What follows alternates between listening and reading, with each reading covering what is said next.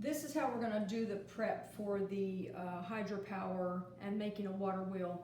So I've set some things up. Let me show you what I've done, because this is going to be tricky. This is a 1 liter bottle, and this is just a regular water bottle. You're going to need to have the holes drilled in the edge, on the ends, drill through the bottom, drill through the top, and then we're good to go. If for some reason you can't get the hole drilled through the top, at least get the bottom one done, because it'll still work. If you're working, I'm going to show you working with both. We also have file cards, and that just depends on what size you have. So let me go ahead and show you how we're going to make these boxes. I'm going to have tape that's standing by. I'm cutting little snips in the corner. So I've cut my snips. I have 1, 2, 3, 4. I'm going to make this into a little water catching box. So I'm creasing my corners, and I'll show you what this is. This is probably going to be the thing that takes students the longest to do. The trick of it is, between you and me, is that we're going to need to keep these, the kids are going to want to keep these, and they work better if they crease them, just so you know. Let me crease down this side real quick. It'll make it a little bit smoother. But the kids will want to try to make them as identical as possible. So out of a group, you might have one student do the boxes for the team. We're going to start off with 4 boxes, and there's going to be a chance that they're going to add 5 or 6 boxes as they're testing water flow. So here we go. I'm making the box, and I'm getting ready to show you what it looks like. So here's almost one box. And you can get these just taped up so they're water catch. Now you're thinking, oh wait a minute, that's water, that's paper, the water's gonna seep through it. Yeah, it sure will. So we're gonna wrap that box either in foil or in plastic wrap. For right now, just for the visibility of it, I'm gonna go ahead and do this using foil, just because. And you can do it, you can put out whatever you need for the kids. They will need help doing this.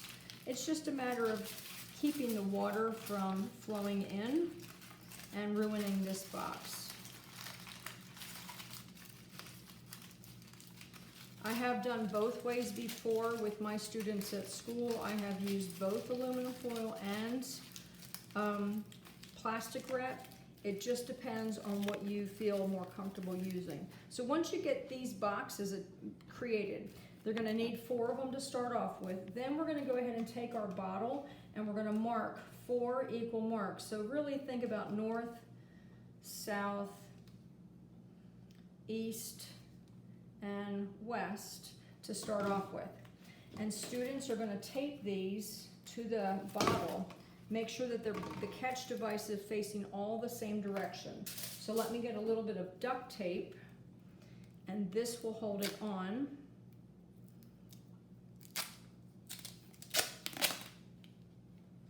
And it doesn't even have to be this much. We can tear that down the center and have thinner strips. But in this case, I'm going to tape them all like this. So I'm going to go ahead and put some duct tape to hold it top and bottom. So I have it like this. And then on the bottom, so this isn't flopping around, I'm going to put a piece of tape across the bottom and then mount it so it's secure to my bottle. You're going to do this 4 times around. So let me do a couple more really quick and we'll get these all done. If you're using the file cards that have the lines on them, that might be a great visual tool for students to make sure that they're cutting them the same way each time. And in this case, that's what I'm doing. I'm using those lines as a visual for my cuts. And again, I'm going to wrap these in, piece of tape to secure them.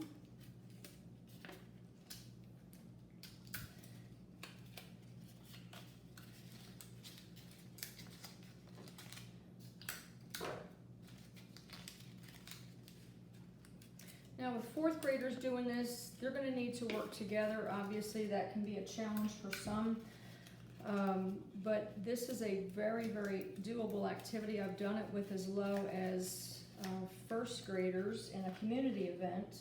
So again, I'm going to seal my box up, and I don't have enough foil this time because I used part of it.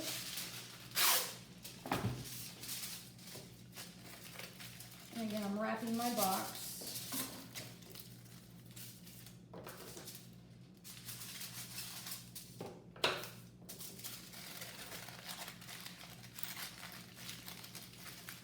Again, it's just to keep it from getting wet. And the big visual, if they use this, the big visual is going to be that they can't see any of the paper behind it. And in this case, I messed up, so I'm just going to add a little bit more foil to it to make sure that it's secure. Here we go again. I'm going to add my tape. This time I'm just going to go on the opposite side. Now, if it's this way, this side, but keep in mind as we're rotating it, it's going to need to be the same direction. So in that case, I need everything facing the same way, the catch device. And this is where kids are going to get confused. I'll just warn you now, because you just saw me do it, so they're going to do the same thing. And get this one attached so you can see what this is going to do. Okay, so now we have engineering challenge. Keep the foil on. There we go. And if you need to put a piece of tape in there to hold it, that's fine. These should last through about 6 tests, just so you're aware. Okay, I'm going to add more on here, but let me get to what the kids are going to be doing. So now we're going to attach that, and as one student, or you can hold, one student holds this, the other student is pouring water, and that of course is going to make my water wheel spin. So as my water wheel spins, they're calculating the speed or the movement of the water. Because the whole idea, this is because if this was in a real world situation, this would be attached to some type of an energy source or energy component, maybe a battery or some type of lighting mechanism, and that way it would generate the power needed for the electricity. So what the students will end up doing is they're going to test to figure out where do they need to place these, how many they need to place. They're going to test multiple times. This activity will take quite a while. It may take longer than I have allotted for, which is fine, but the whole idea is they're going to practice with this and they're going to rotate it through. It works the same way. Now you'll notice my bottle is contoured on this one. If you have some drink bottles that don't have that contour, it will work much better. Again, the drilling of the holes is probably the trickiest part of this whole thing. That would be some prep time involved and working it like that. So that's what it's going to do when they're testing their water for hydropower. And this is going to be one more thing that they can consider when they're building their moon outpost later in the week. Let me know if you have any questions. You can WeChat me if you do, and I'll get back in touch with you. Oh, before I stop that, in the presentation the kids are going to see, there is an optional component for the string. Let me show you real quick how that's going to work. The string, it gets set up and it gets tied around the neck of the bottle, and it can get tied pretty tight. And I better show you this because the kids, if the kids are really understanding this, they might want to try it. This is just a way for the bottle to spin by itself. If you choose to do it, it's completely up to you. I'm going to use a little piece of tape to hold that steady. It can be either tape because this part's not going to get wet. For the purpose of the video, I'm using the black duct tape so you can see where everything's at. So now my string is secure. I'm going to roll this, and remember I need to roll it in the direction in which I need it spinning, so I've got it backwards. Okay, and let's try this. I would put a weight at the end. A nut or a big washer, a big metal washer will work. There are some in the VGCC supply room. For the purpose of what I'm doing here, just so you can see it in the video, I'm going to attach it to a fastener it's a metal fastener that I use for holding a seatbelt in. So now, because that weight is so heavy, and again, using my water flow, this will allow the kids to automatically, so they can just hold this and not get distracted by the spinning. It'll just automatically lower it for them. The string can, of course, be a lot longer, and that way they can test rate of flow.